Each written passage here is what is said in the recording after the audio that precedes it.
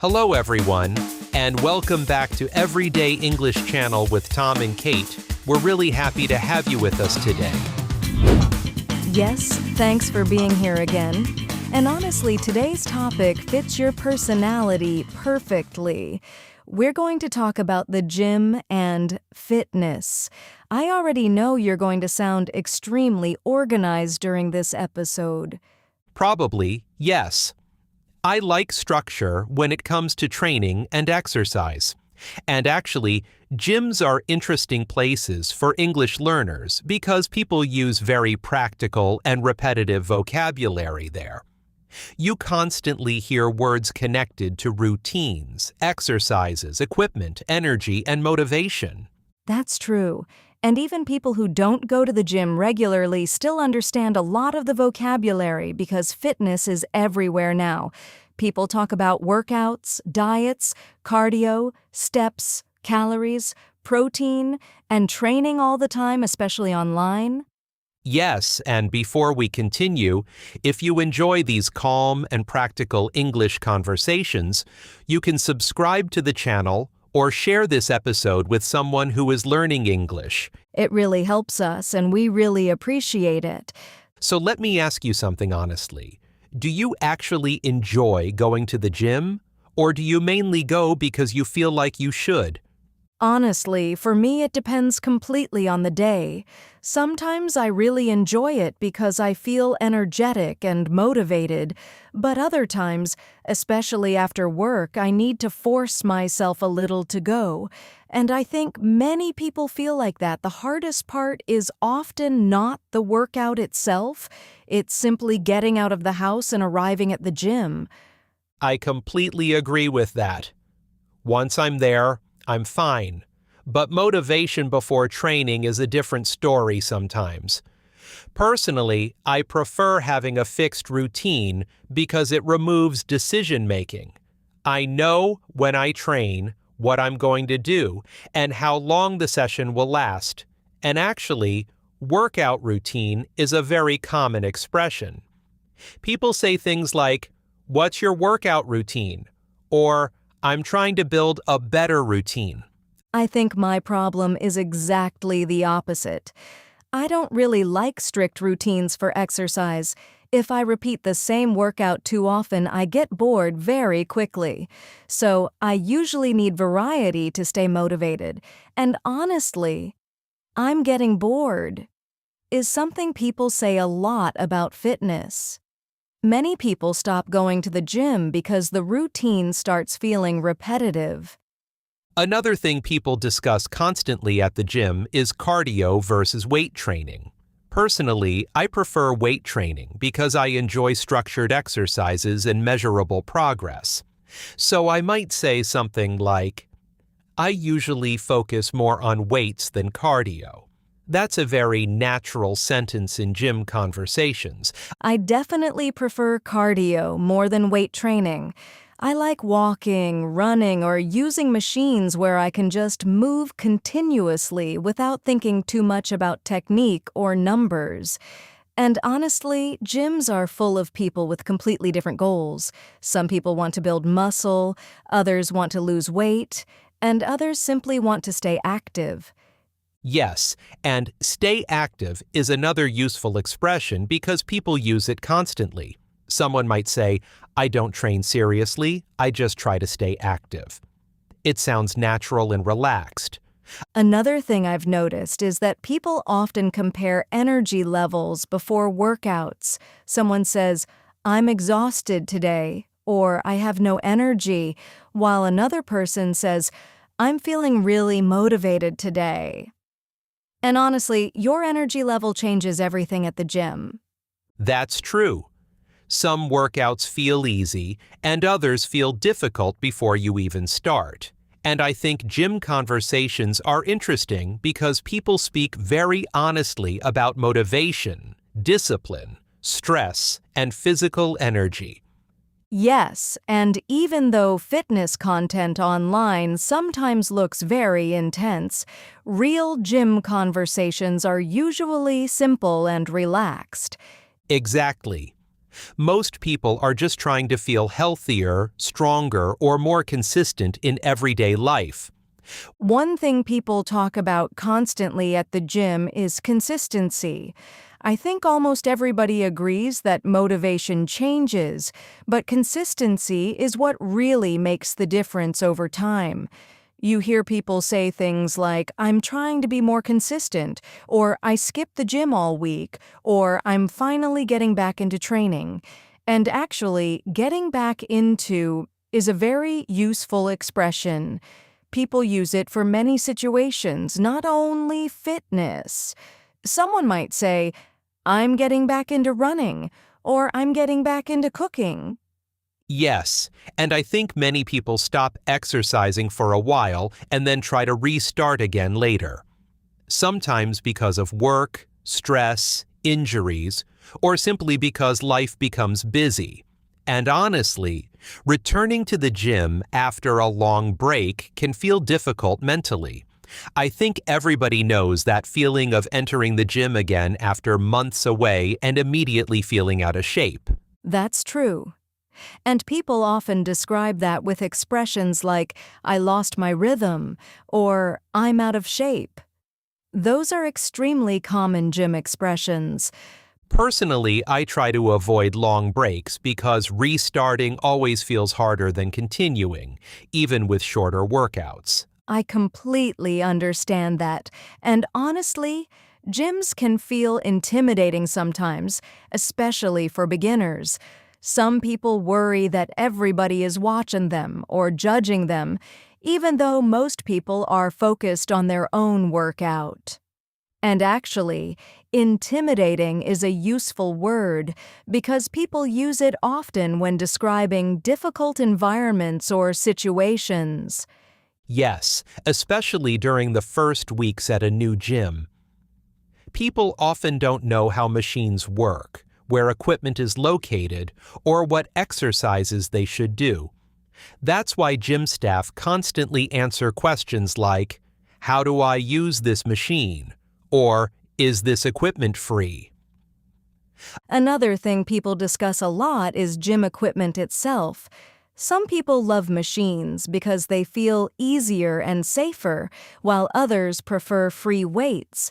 And free weights is another important expression because people hear it constantly in fitness conversations. I honestly prefer machines because they feel simpler for me. With machines, you usually just sit down, follow the movement, and adjust the weight. Free weights sometimes look stressful because technique seems much more important, and I think many beginners feel safer starting with machines first. That's true. And another thing people constantly discuss at the gym is soreness after workouts. Someone says, my legs are killing me today, or I'm so sore after yesterday's workout. And actually, sore is one of the most common fitness words because people use it constantly after training. Yes, especially after exercises you're not used to. Sometimes you feel completely fine during the workout, and then the next morning you can barely walk properly. And honestly, stairs become your enemy after leg day. That's very true. And leg day is another expression people hear constantly online and in gyms. It simply means the training session focused mainly on legs. People joke about leg day all the time because it often creates strong muscle soreness afterward. Another thing I notice is that gym conversations are usually very supportive. People encourage each other a lot. Someone says, good job, or keep going, or you're improving. Even small encouragements can really change someone's motivation during training. Yes, and I think that surprises many beginners. People sometimes imagine gyms as competitive or aggressive places, but most gyms are actually full of normal people simply trying to improve themselves little by little. Another interesting thing is how much people talk about time at the gym. Someone says, I only have 30 minutes today, or I did a quick workout before work. And honestly, many people now try to fit exercise into busy schedules rather than spending hours training every day. Exactly. Real fitness conversations are usually connected to everyday life, work, stress, energy, and routines. Yes, and that's what makes gym vocabulary so practical and useful in normal English conversations. Another thing people talk about constantly at the gym is music. I honestly think music changes the entire workout experience for many people. Some people can train without music perfectly fine, while others feel completely unmotivated without headphones. Personally, I always listen to music while training because it helps me stay focused and maintain energy during workouts. I'm exactly the same. And honestly, gyms without music feel strange to me now. I think many people even have specific playlists depending on the type of workout they're doing. Fast music for cardio, heavier music for intense training, or calmer music for longer sessions. And actually, playlist is a very common everyday word now because people constantly talk about workout playlists, study playlists, or driving playlists. Another thing people discuss a lot is training alone versus training with someone else. Personally, I prefer training alone most of the time because I like moving at my own rhythm without adapting to another person's schedule. And honestly, I think solo workouts are often more efficient for me because I stay focused more easily. I understand that, but I actually like training with someone sometimes. Not all the time, but having a gym partner can make workouts feel more enjoyable and less repetitive. Conversations between exercises also make time pass faster. And I think many people feel more motivated when someone else expects them to show up at the gym. That's true. Accountability is very important for many people. And actually, accountability is a useful word in fitness conversations because it means helping someone stay responsible and consistent with their goals. Someone might say, having a training partner keeps me accountable. Another thing people often talk about is gym etiquette. There are many small, unwritten rules at the gym that regular members understand automatically after some time. For example, cleaning machines after using them, not blocking equipment for too long, or putting weights back in the correct place. Yes, and people can become surprisingly annoyed when others don't follow those rules, especially when someone leaves weights everywhere or spends 20 minutes sitting on a machine while looking at their phone. And honestly, phones create many conversations at the gym now. Some people use them for music or workouts, while others get distracted constantly. That's very true. I think everybody has seen someone sitting on a machine scrolling on social media instead of actually exercising. And expressions like, "Are you still using this?" become very common because people are waiting for equipment while someone else is resting for too long. Another thing people discuss a lot is gym clothes and comfort. Some people don't care at all what they wear, while others really enjoy buying workout clothes, shoes, or accessories. Personally, I prefer comfortable clothes more than stylish clothes. If something feels practical and easy to move in, that's enough for me. I think many people now combine fitness and fashion a little. Workout clothes have become part of everyday style too, especially because people often go directly from the gym to other activities afterward. And honestly, comfortable gym clothes can really improve motivation sometimes. When you feel comfortable physically, training feels easier mentally too. Another very common gym topic is nutrition after workouts. People constantly ask questions like, "Did you eat before training?" Or, "Are you getting enough protein?" Or, "What do you usually eat after the gym?" And Protein is definitely one of the most repeated words in fitness conversations now. Yes, even people who don't train seriously know the word protein because it's everywhere. Protein bars, protein shakes, protein yogurt. Supermarkets are completely full of fitness products now. And honestly, fitness culture has become much more connected to everyday life than before. Even people who rarely go to the gym still hear this vocabulary constantly online or in advertising. That's true. And when you look at all these situations together, gym English is actually very practical and repetitive. Yes, because people usually talk about routines, energy, motivation, food, progress, and habits using simple everyday language. When you look at all these situations together, gyms are actually full of very practical, everyday English.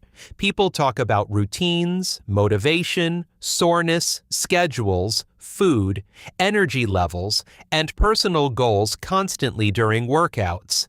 And what's interesting is that most gym conversations are not very complicated. People usually speak in short, natural sentences connected to daily life and habits. In my case, I like fitness because it creates structure in my day. Training helps me feel more focused and disciplined, especially during stressful periods. I think that's one of the reasons many people exercise regularly now. It's not only about physical appearance anymore. For some people, the gym helps reduce stress, clear their mind, or simply disconnect from work for a while. And honestly, after a difficult day, even a short workout can completely change your mood and energy. That's very true. And another thing people often realize is that progress at the gym usually happens slowly. At first, many people expect fast results, but after some time they understand that consistency matters much more than motivation or intensity for a few days. That's why people say things like, little by little, or I'm making progress slowly. These expressions are extremely common in fitness conversations. Yes, and I think social media sometimes creates unrealistic expectations about fitness. Online, people often show perfect workouts, perfect bodies, and perfect routines. But in real life, most people miss workouts sometimes, feel tired, lose motivation, or struggle to stay consistent. And honestly, that's completely normal. Another thing I notice is that fitness becomes easier mentally once it turns into a habit instead of a constant decision. At the beginning, people often ask themselves every day if they feel motivated enough to train. Later, it simply becomes part of the routine, like going to work or brushing your teeth.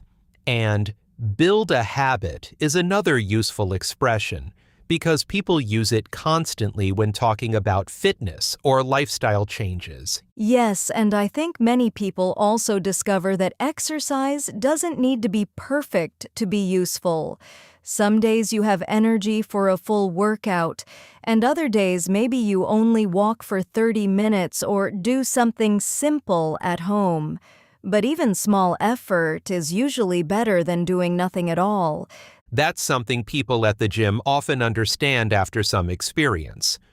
At first, many beginners think every workout must be intense and perfect. Later, they realize consistency and balance are much more important long-term. And honestly, I think that mindset makes fitness less stressful and more realistic. Another thing people talk about a lot is how different everyone's goals are. Some people train for strength, some for health, some for confidence, and others simply because movement helps them feel better mentally. And because the goals are different, gym conversations also become very personal sometimes. Yes, and I think that's why gyms are usually less judgmental than people imagine. Most people are too focused on their own workout, their own progress, and their own struggles to spend time judging others. And honestly, many experienced gym members actually respect beginners because they know starting is often the hardest part. That's very true. And another thing that makes gyms interesting for English learners is how repetitive the vocabulary becomes over time. Words like routine, workout, sets, reps, cardio, stretching, protein, or recovery appear constantly in conversations, videos, and social media.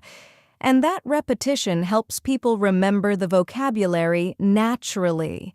Yes, because fitness English is connected directly to real situations and daily habits. People are not discussing abstract topics. They're talking about energy, progress, motivation, soreness, schedules, and food. Things that many people already experience in everyday life. Exactly.